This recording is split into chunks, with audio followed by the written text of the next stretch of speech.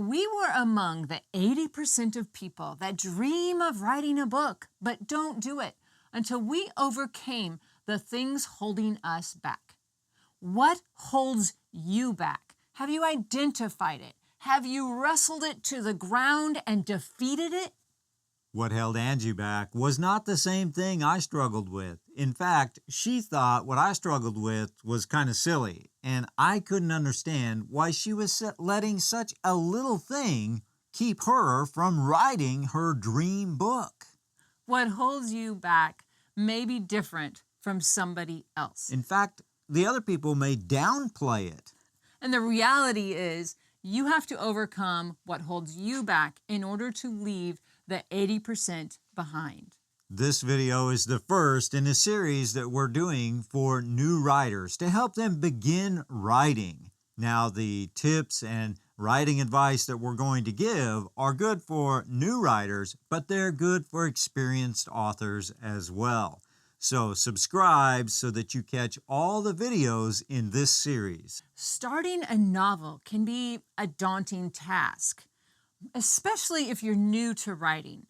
But I believe it's the most important part of the process. And a lot of new writers will allow their thought that they don't know enough or they don't have enough skill to keep them from starting. And the truth of the matter is, we all start somewhere. Now, the 5 things that we're going to share are things that hold most people back.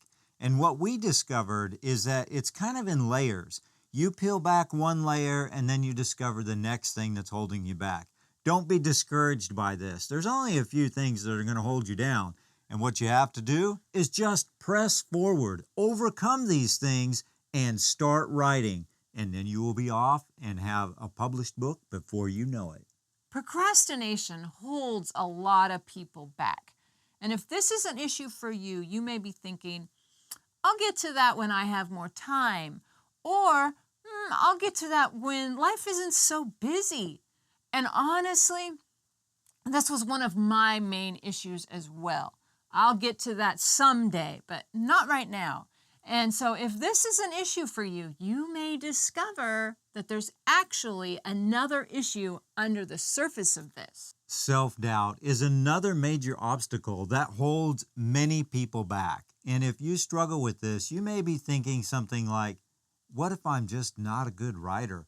Or what if I'm not good enough and people reject me or they don't like it? These are common things that you struggle with the self-doubt. Now, honestly, this was one of my biggest issues. I just was not confident in my ability to write. And what I found is that I just had to press forward in that, because the reality is we all have to start somewhere. And when we start, then we can begin the journey of learning and growing and practicing and doing better. So I want to encourage you, if you struggle with this self-doubt, realize most writers do, and it's something you just have to press forward, press through, and learn and grow. Perfectionism is another very common obstacle that new writers face. You might be thinking, I need to have the perfect idea before I start writing, or I need to have the perfect writing routine before I start. The truth is, there is no such thing as perfect. There is not. The best we can do is progress from where we begin. We need to take imperfect action and continue to grow as we go.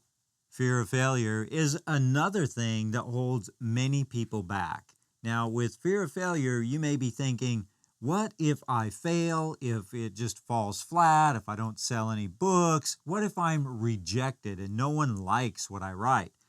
Fear of failure can come at us in many different ways, and this is one of the things that I struggled with after I got past that initial issue. Then I found that there's this fear of failure, that I wasn't going to be good enough, that people weren't going to like what I wrote, and then I'm going to look foolish or something like that. The truth is, you have to move beyond this fear of failure, because every experienced writer, every successful author has had some type of failure and some type of rejection.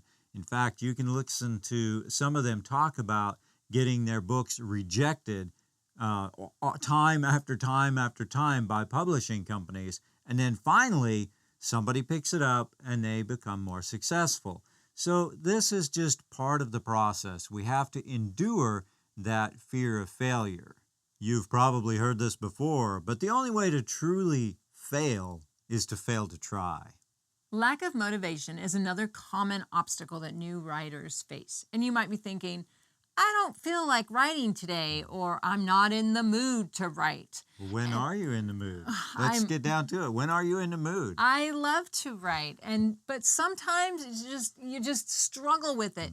And the truth is, motivation is like a muscle that you have to exercise and use in order to become more motivated. The more you write, the more motivated you'll become. Writing isn't about perfection. It's about expressing yourself and getting your ideas down on paper. As Angie and I overcame these obstacles, we began to develop habits that helped us finish not only our first book, but multiple books ever since. And what we want to do is share that with you. So watch the next video because we're going to talk about little habits that will help you finish your book.